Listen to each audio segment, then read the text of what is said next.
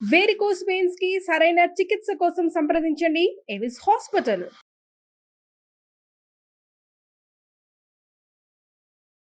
నమస్తే శంకరి మేడం. నమస్తే ఉషా. గ్రాటిట్యూడ్ మీరు ప్రతిసారి చెప్పే పదం ఇది.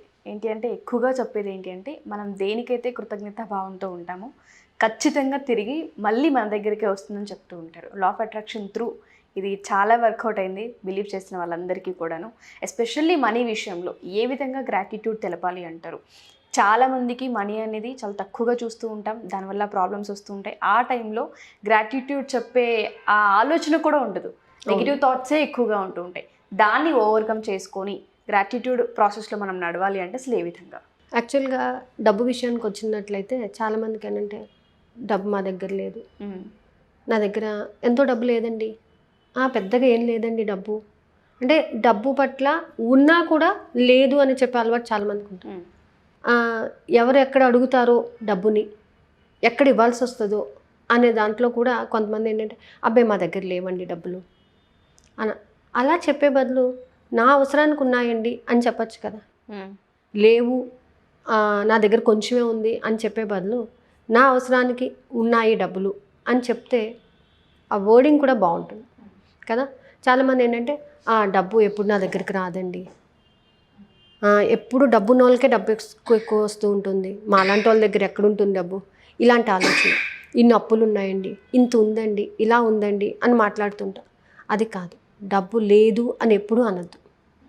డబ్బు ఎప్పుడు నాతోనే ఉంటుంది, నిరంతరం నేను డబ్బును పొందుతూనే ఉన్నాను, అందుకు డబ్బుకు కృతజ్ఞత అని చెప్పండి. మీరు ఎప్పుడైతే కృతజ్ఞత చెప్తారో డబ్బు ఖచ్చితంగా మీ దగ్గరకు వస్తుంది. ఎవరి పట్ల అయితే మనం కృతజ్ఞతా భావాన్ని కలిగి ఉంటామో వాళ్ళకి మన మీద పాజిటివ్ ఎనర్జీ డెవలప్ అవుతుంది. సో ఆ ఎనర్జీతో డబ్బును ఆకర్షించుకోగలం మనం. మన పట్ల ఎవరికైనా మంచి అభిప్రాయం ఉన్నప్పుడు, ఎవరి మీద అయితే మనకు మంచి అభిప్రాయం వాళ్ళ దగ్గరికి వెళ్తాం మనం. అలాగే డబ్బు పట్ల మనకి మంచి అభిప్రాయం ఉన్నప్పుడు డబ్బు కూడా మన దగ్గరికి వస్తుంది కదా.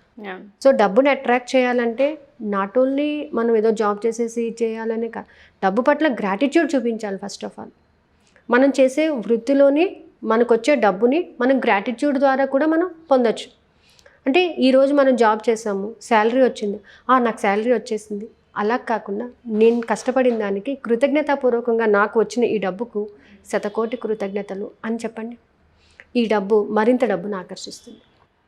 డబ్బుని మనం చాలామంది ఏంటంటే ఎవరికైనా ఇచ్చేటప్పుడు చేసేటప్పుడు ఏంటంటే ఇలా ఇలా ఇస్తుంటారు, అంటే టూ ఫింగర్స్లో పెట్టిస్తుంటారు.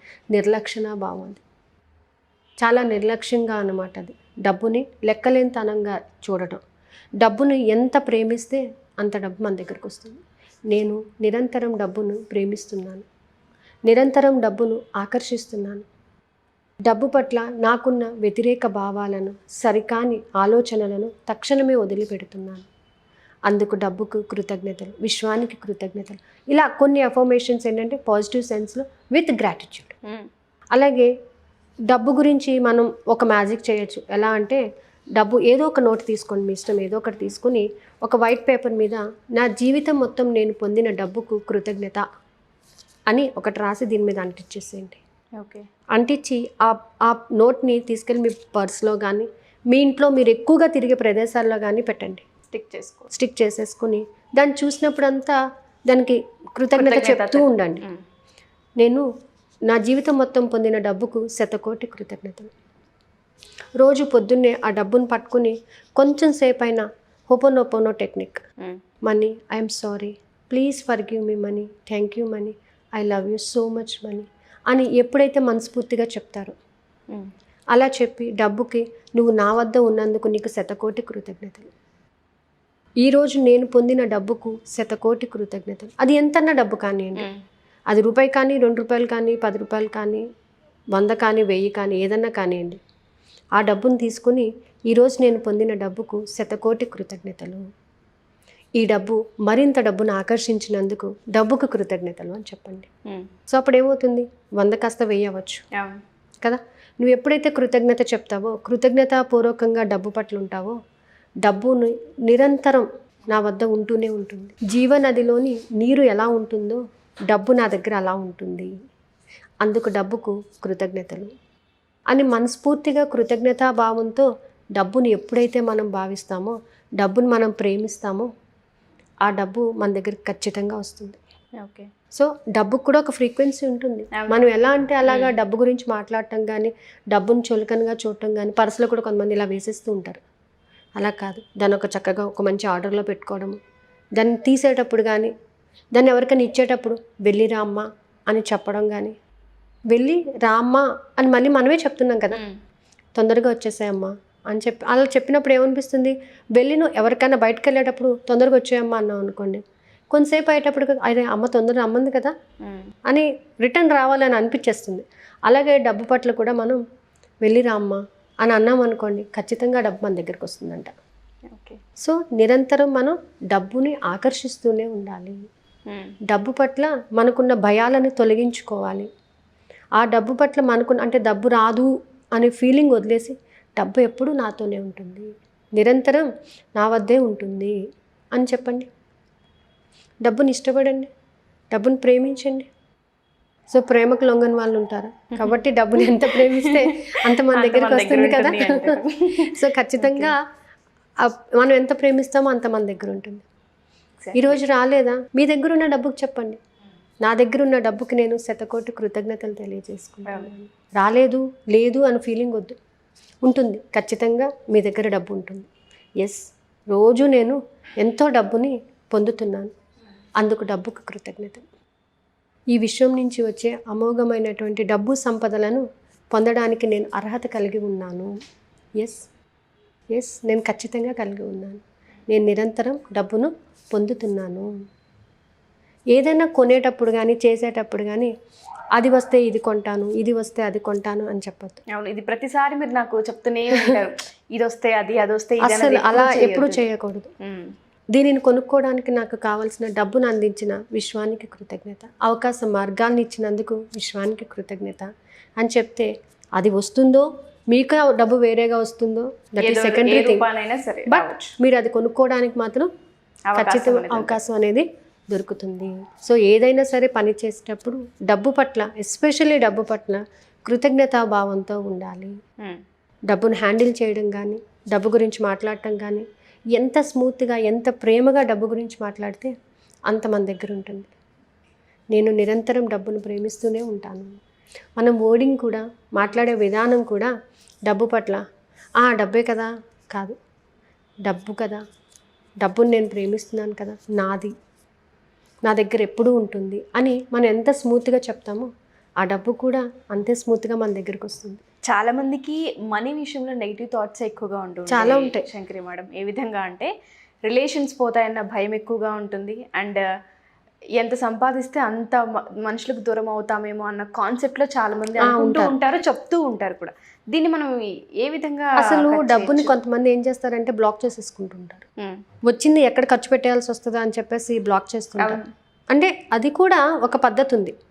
దాచచ్చు డబ్బు, మళ్ళీ ముందు అవసరం కోసం మనం డబ్బును దాచిపెట్టాలి, కానీ పీనాస్థానం చేయకూడదు.